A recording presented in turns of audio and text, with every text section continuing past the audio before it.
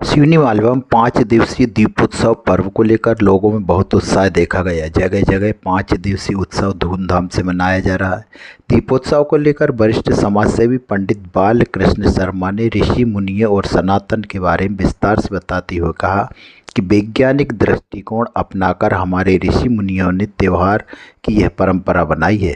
दीपोत्सव के इन 5 दिनों के बाद बहुत कुछ प्राप्त होता है। उन्होंने कहा कि शरीर को पवित्र कर स्नान कर पूजा पाठ करें, मन पवित्र कर सच्ची साधना करेंगे तो निश्चित ही लाभ होगा। उन्होंने कहा कि आजकल पूजन पाठ की विधि बदल गई है, सामाजिक सोच के मायने बदल गए हैं।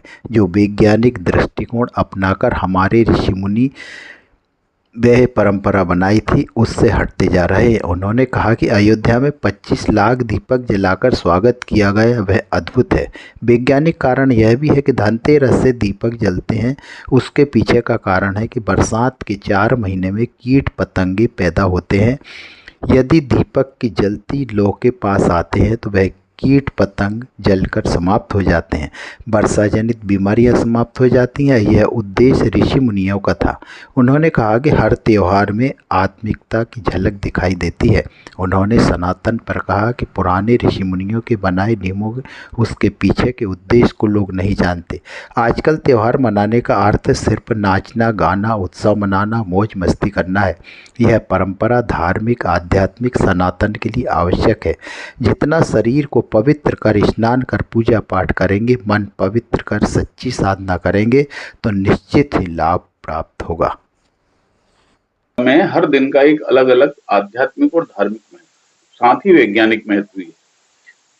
जहां तक धन त्रयोदशी का सवाल है तो हमारे शास्त्र और हमारे संत ऋषि मुनि कहते हैं कि आज के ही दिन जब समुद्र का मंथन हो रहा था तो समुद्र के मंथन से देवताओं के वैद्य धन्वंतरी जी अमृत का कलश लेकर प्रकट हुए थे।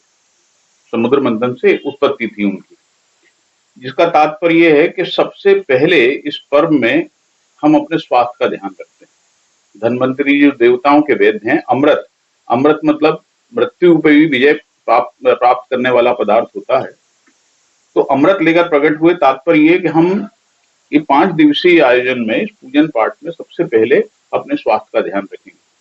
उसी दिन धन के देवता कुबेर की भी पूजा होती है, जिन्हें महालक्ष्मी जी का भरत पुत्र कहा जाता है। और ये माना जाता है कि लक्ष्मी जी ने अपनी सारी संपत्ति कुबेर जी को उसकी रक्षा करने के लिए, उसका सही ढंग से संपादन करने के लिए प्रदान की थी। तो पहले दिन का तो ये महत्व हो गया धन त्रयोदशी का। दूसरे दिन यम नरक चतुर्दशी बोलते हैं और यम चतुर्दशी बोलते हैं। हमने पिछले वर्ष में जो कुछ भी हमसे गलत काम हुआ, पाप हुए, अन्याय हुआ, अत्याचार हुआ, पापाचार हुआ, उसका परिणाम हमको नरक के रूप में भोगना पड़ता है। तो हम अपने उन कर्मों का जो हमने पिछले साल भर में किए उसका प्रायश्चित करने के लिए यमराज की पूजा करते हैं, ताकि यमराज प्रसन्न होकर हमारे प्रायश्चित को स्वीकार करके हमको नरक में ना भेजें। तो दूसरे दिन का तो ये हो गया।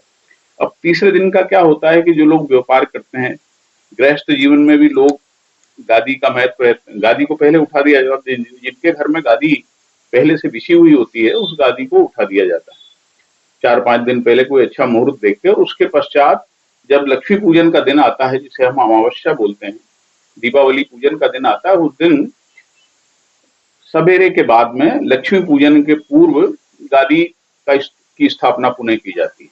गादी पूजन जिससे होता है, वहां भगवान गणेश को सुपारी के रूप में भगवान गणेश के प्रतीक को गादी के नीचे स्थापित करके स्थान को पवित्र करके वहां पुनः गादी को बिछाई जाता है। दुकान में भी पहले गादी बिछाई जाती थी, आजकल तो टेबल कुर्सियों का और इसका शोरूम टाइप के सब काम चालू हो गए, काउंटर बनने लगे, लेकिन पहले गादी पर ही सारा व्यापार किया जाता था। तो सबसे पहले गादी पूजन होती थी। गादी पूजन के पश्चात में महालक्ष्मी को उस पर स्थापित किया जाता है। वहां कुबेर देवता की पूजन होती है, वास्तुदेव का भी एक चित्र रखा जाता है, साथ ही भगवान गणेश, लक्ष्मी जी, भगवान विष्णु, सामूहिक रूप से इनकी पूजन की जाती है।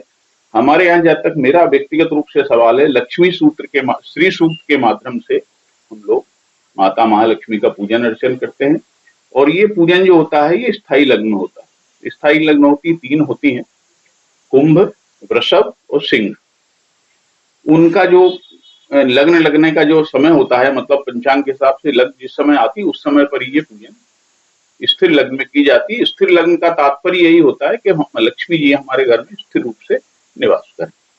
इस प्रकार से ये है। और मैं समझता हूँ ऐसा कोई हिंदू घर नहीं होगा जिसके घर में गंगा जल और नर्मदा जल ना हो। सारी चीजें नर्मदा जल के माध्यम से, गंगा जल के माध्यम से पवित्र करके ये पूजन पाठ का काम किया जाता है। क्योंकि ये ठीक वैसे ही होता है कि अगर डॉक्टर गलत दवाई दे दे तो जिस प्रकार से शरीर में रिएक्शन हो जाता है, उसी प्रकार से अगर हम गलत ढंग से पूजा पाठ कर लें तो उसके दुष्परिणाम भी हमको देखने को मिल जाते हैं। फिर अंतिम जो है चौथा दिन अन्नकूट के रूप में आता है।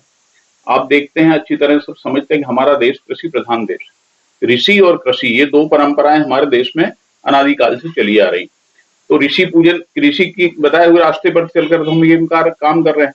और कृषि का जो काम है अधिकांशतः बोनी वगैरह का काम नए उसके लिए, जैसे अभी रबी का सीजन आरंभ होने वाला है, अभी फसलें कटी हैं, नई फसलों की बोनी होगी, तो उस दिन हम अन्नकूट के रूप में मनाते हैं। अन्नकूट के रूप में इसलिए मनाते हैं ताकि भगवान अगली जो फसल आने वाली है उसमें हमारे घर में अन्न का भंडार के रूप में हमको अपनी धरती माता के माध्यम से वापस मिले और हमारा धन दान से हमारा पूरा घर भरा रहे, पूरा परिवार सुख शांति समृद्धि के रास्ते पर चलता रहे। और अंतिम दिन जो होता है वो जिसे हम भाई दूज के रूप में मानते हैं।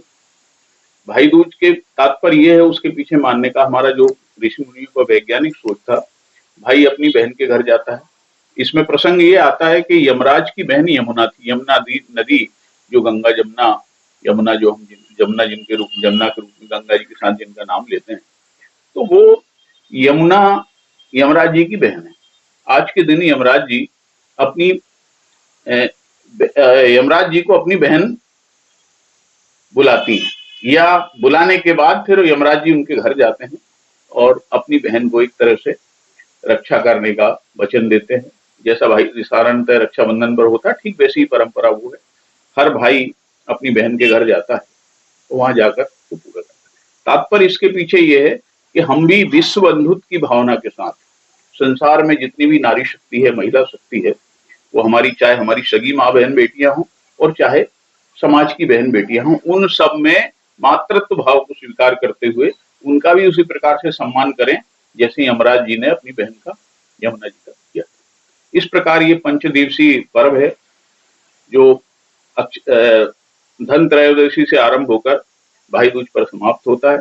और अगर वैज्ञानिक दृष्टि से हम देखें तो ये 5 दिनों में कुल मिलाकर वो सारी चीजें समाहित हो जाती है जो मनुष्य के जीवन में को अच्छा जीवन जीने के लिए, सन्मार्ग पर चलाने के लिए, अच्छे रास्ते पर चलाने के लिए, सुख शांति समृद्धि प्राप्त करने की आवश्यकता होती। इन 5 दिनों के पर्व में वो सारी चीजें हमको प्राप्त हो जाती। ये बात अवश्य हुई है कि आजकल पूजन पाठ की विधि बदल गई है, सामाजिक सोच के मायने बदल गए हैं। जो वैज्ञानिक दृष्टिकोण अपनाकर हमारे ऋषि मुनियों ने इन पर्वों को मनाने की परंपरा बनाई थी, उससे हम हटते चले जा रहे हैं। लेकिन कहीं ना कहीं आज भी, जैसे कल आपने देखा होगा अयोध्या जी में 25 लाख दीपक जलाकर भगवान राम के आगमन का स्वागत किया गया। परंपरा ये भी है कि भगवान राम 14 वर्षों के वनवास के बाद अयोध्या वापस आए थे, इसलिए अयोध्या में दीपावली मनाई गई थी।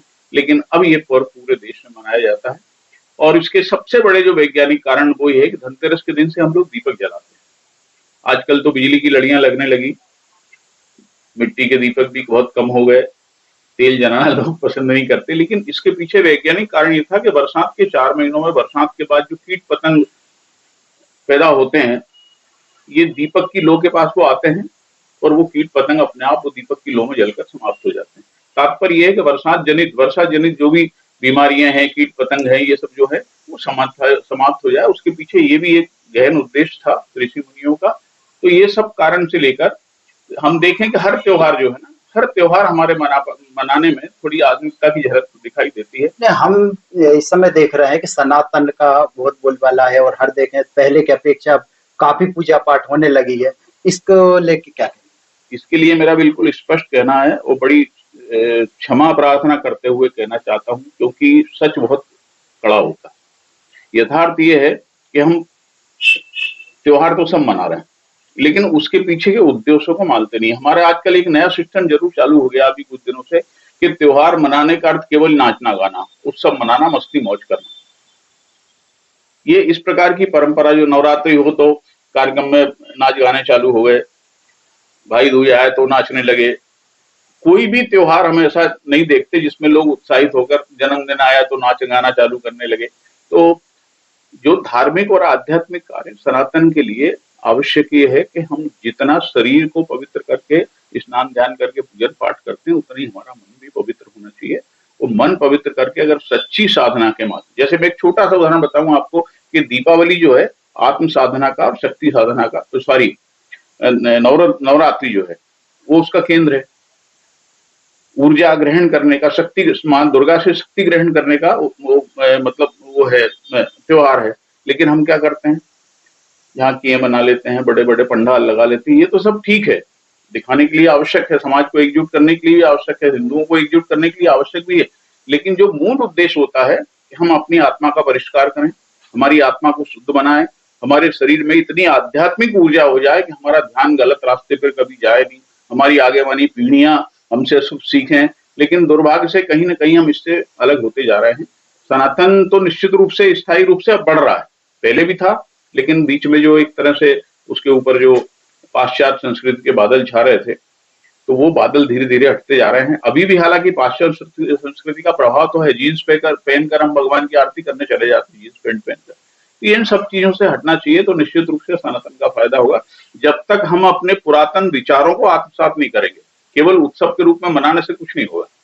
हम धर्म ग्रंथ पढ़ते हैं, उन ग्रंथों को आधार पर अपने जीवन को परिष्कृत करने का प्रयास नहीं करेंगे, तब तक ये सारी चीजों का कोई फायदा नहीं होगा। आवश्यक ये है कि हम जो कुछ भी हमारे ऋषि मुनि ने दिया है हमें, जो हमारे धर्म ग्रंथों ने दिया है, जो हमारी परंपराओं ने दिया है, हमारे सनातन धर्म ने दिया है, उस धर्म को, उनके त्योहारों को मनाने के साथ साथ उनको, उसके पीछे छुपे उद्देश्यों को वास्तविक रूप से उसमें अपने मन में, अपने अंतःकरण में, अपनी आत्मा में धारण करेंगे, तो निश्चित रूप से हिंदू समाज का सौभाग्य जागृत होगा।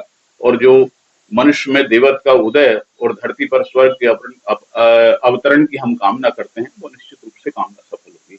मैं आज के माध्यम से, आपके इस चैनल के माध्यम से, नगर के और क्षेत्र के और देश के सभी हिंदू भाई बहनों को, सनातन धर्म के अवलंबियों को 5 दिवसीय दीप पर्व की हार्दिक शुभकामनाएं देता हूं और निवेदन करता हूं कि वास्तविक रूप से हम मनाएं त्योहारों को, और त्योहारों को मनाकर उनके पीछे जो छुपे उद्देश्य हैं उनका पालन करके अपने जीवन को धन्य बनाएं। बहुत बहुत